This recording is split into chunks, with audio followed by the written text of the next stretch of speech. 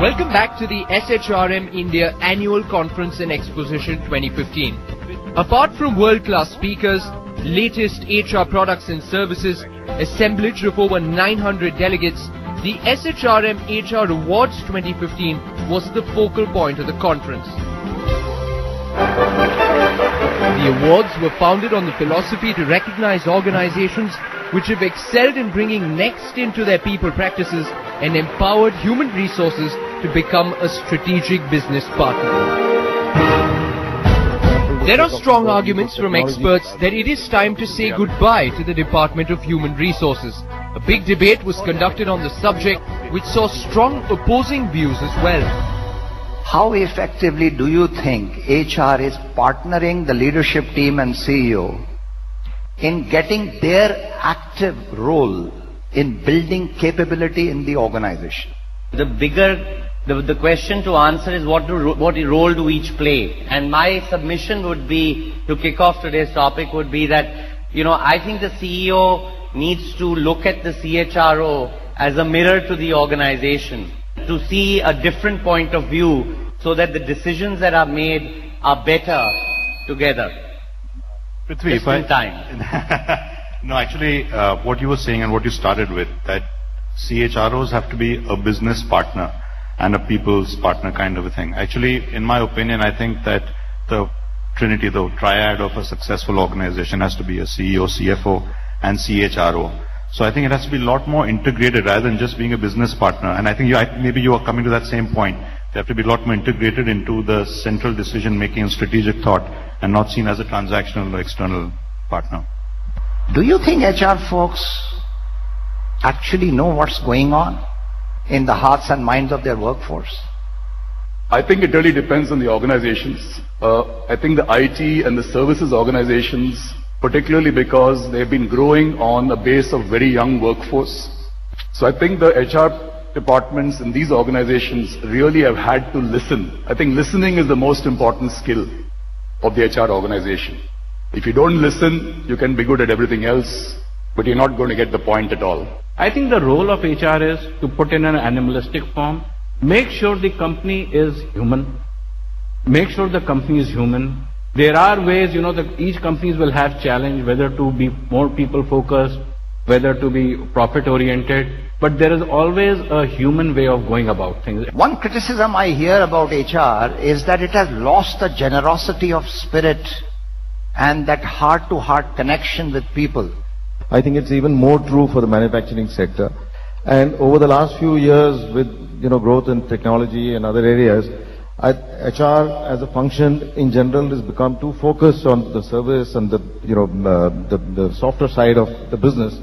I believe that the profession has to balance the heart, which is H, and results, which is R. Why do you think everybody blames HR for all the problems in their lives?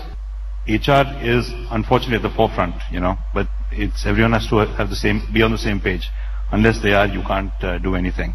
So as a result, HR has to play a role of an enabler, and I think that's where sometimes they get bad press because of being at the forefront. I have a hypothesis. The millennial generation of this country is far more ethical, far more team-oriented, and far more caring for this country. Do you agree with that? And I think that gives me a lot of hope to see so many young people saying, we want to make a difference. The millennial workforce does not want to wait for a year-end appraisal process.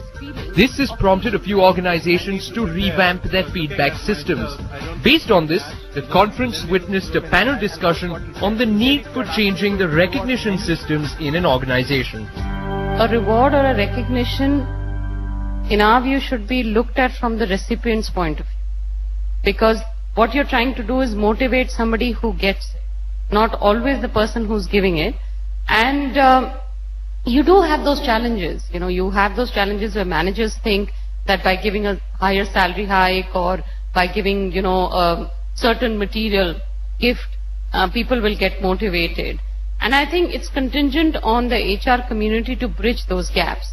Because increasingly, and you've heard 4 of us here on the dais, increasingly material, rewards or recognitions count for, the base factor. It never counts for motivating people. So, at least, I can vouch saying we've had very actively those discussions, and we are moving away from trying to do, a very, I would say, carpet bombing kind of an approach. Ki chalo aaj, let's give out this gift because somebody has done a great job. Because it'll be forgotten tomorrow. What you want is something long lasting. So when you're talking to the managers, my advice would be talk about the impact of the award and how long it's going to last and how relevant it will be for the individual. No manager wants to spend the money to see it's not going to have an impact, and hopefully that will help them align. Actually start targeting your employees like micro consumers. So the way we are doing in B2B marketing today, or B2C marketing rather, even B2B is evolving. B2C marketing is evolving. You open Gmail and you're typing to and you're writing an email about going on a vacation to Hawaii. You start getting pop-ups which give you hotel names in Hawaii, right? Because everything is getting tracked and you're getting targeted as a micro consumer. That's the technology that will come in down the line, right? We can already start to track traffic patterns, weather patterns to predict employee productivity, right? And that sort of algorithms are getting built.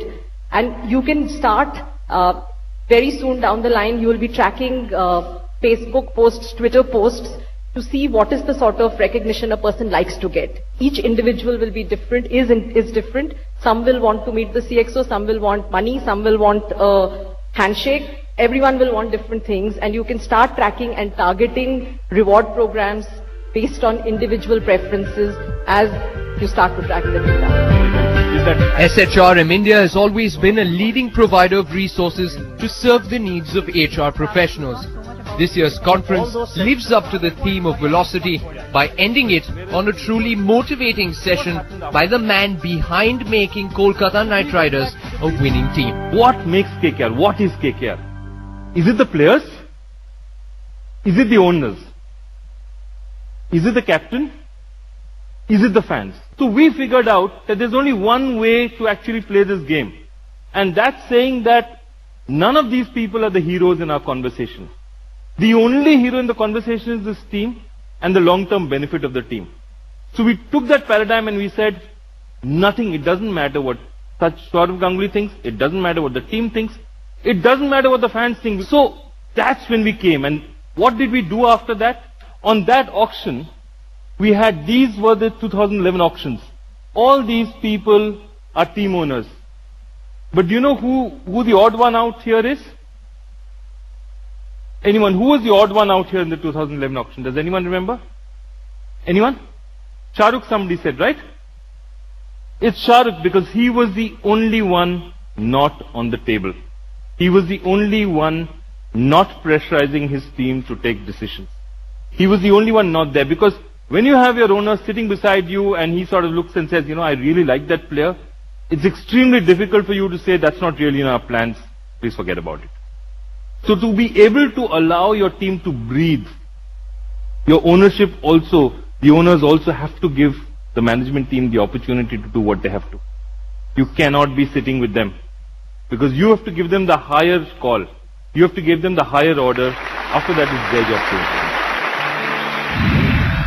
Just wanted to thank everyone for a successful, memorable 2015 and look forward to your support for 2016. Also, your support for our tech conference in April 2016. Thank you.